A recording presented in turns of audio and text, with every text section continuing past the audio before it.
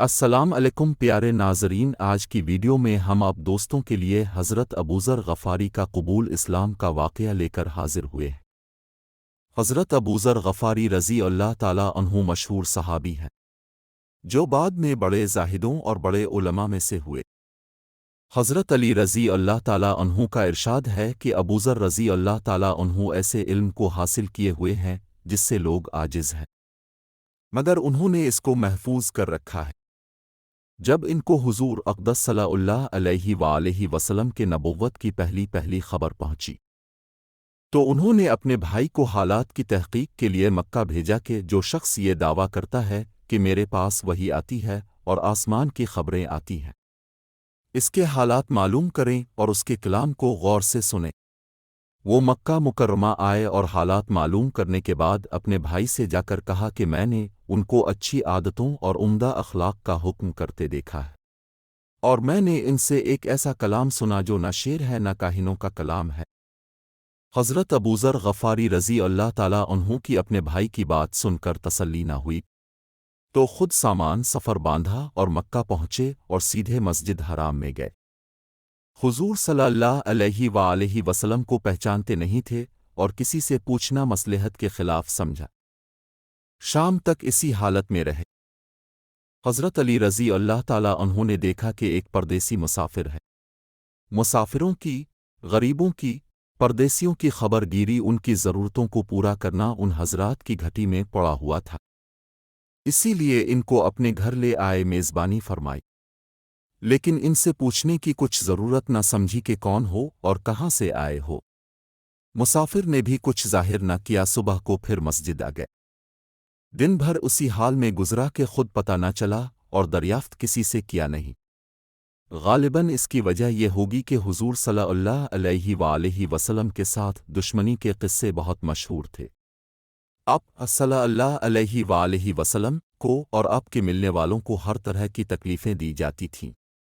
دوسرے دن شام کو بھی حضرت علی رضی اللہ تعالیٰ عنہ کو خیال ہوا کہ پردیسی مسافر ہے، بظاہر جس غرض کے لیے آیا ہے وہ پوری نہیں ہوئی، اسی لیے پھر گھر لے گئے اور رات کو کھلایا اور پھر سلا دیا، مگر پوچھنے کی اس رات کو نوبت نہ آئی۔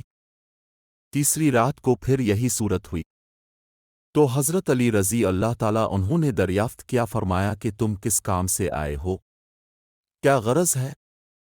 تو حضرت ابوذر رضی اللہ تعالیٰ عنہ نے پہلے ان کو قسم اور عہد و پیمان دیے اس بات کے کہ وہ صحیح بتائیں، اس کے بعد اپنی غرض بتلائی۔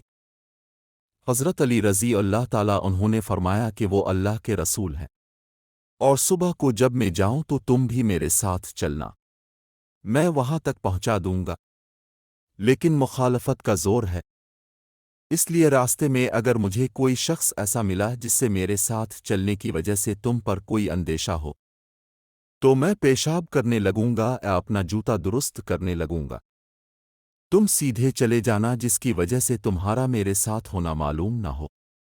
چنانچہ صبح کو حضرت علی رضی اللہ تعالیٰ عنہ کے پیچھے پیچھے حضور کی خدمت میں پہنچے، وہاں جا کر بات چیت ہوئی اور اسی وقت مسلمان ہو گئے۔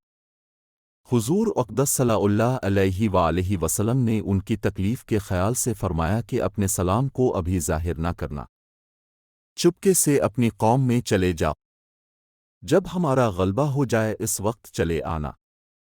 انہوں نے عرض کیا، اے رسول اللہ صلی اللہ علیہ وآلہ وسلم، اس ذات کی قسم جس کے قبضے میں میری جان ہے، اس کلمہ توحید کو ان بے ایمانوں کے بیچ چلا کے پڑھوں گا۔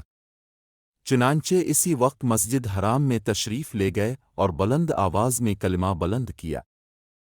ان کی اس آواز کو سن کر چاروں طرف سے لوگ اٹھے اور اس قدر مارا کہ اب مرنے کے قریب ہو گئے۔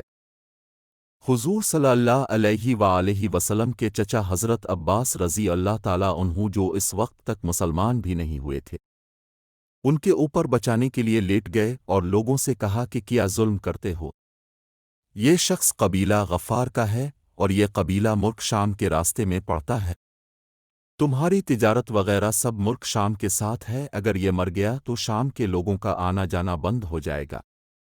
اس پر ان لوگوں کو بھی خیال ہوا کہ ملک شام سے ساری ضرورتیں پوری ہوتی ہیں، وہاں کا راستہ بند ہو جانا مصیبت ہے، इसी लिए इनको छोड़ दिया। दूसरे दिन फिर इसी तरह उन्होंने जाकर बुलंद आवाज में कलिमा पढ़ा और लोग इस कलमे के सुनने की ताब ना ला सके, इसलिए उन पर टूट पड़े।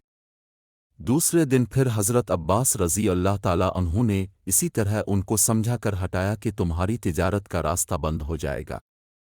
तो दोस्तों, ये था हज़रत अबूज़र गफ़ारी रज़ी अल्लाह ताला अन्हु के इस्लाम कबूल करने का वाक़या।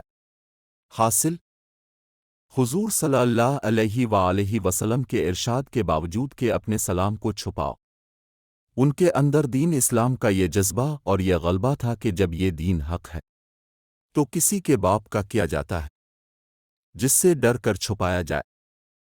और हुज़ूर सल्लल्लाहु अलैहि वसल्लम का मना फरमाना शफ़क़त की वजह से था कि कहीं आपको किसी किस्म की तकलीफ़ का सामना न करना पड़े, वरना हुज़ूर सल्लल्लाहु अलैहि वसल्लम के ख़िलाफ़ जाना सहाबा रज़ी अल्लाह ताला अन्हु की ये मजाल ही ना थी।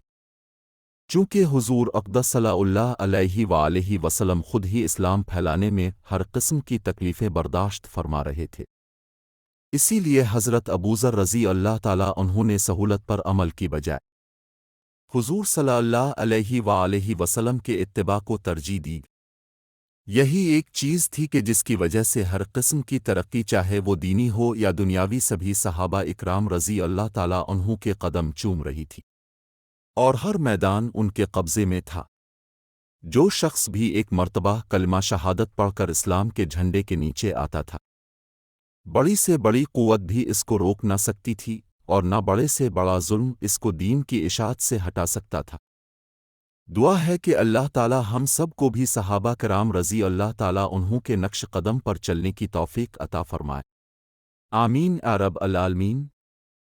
अगर अब दोस्तों को ये वीडियो अच्छी लगी है तो इस वीडियो को लाइक करें, चैनल को सब्सक्राइब करें और घंटी के निशान को भी ऑन कर दें। शुक्रिया।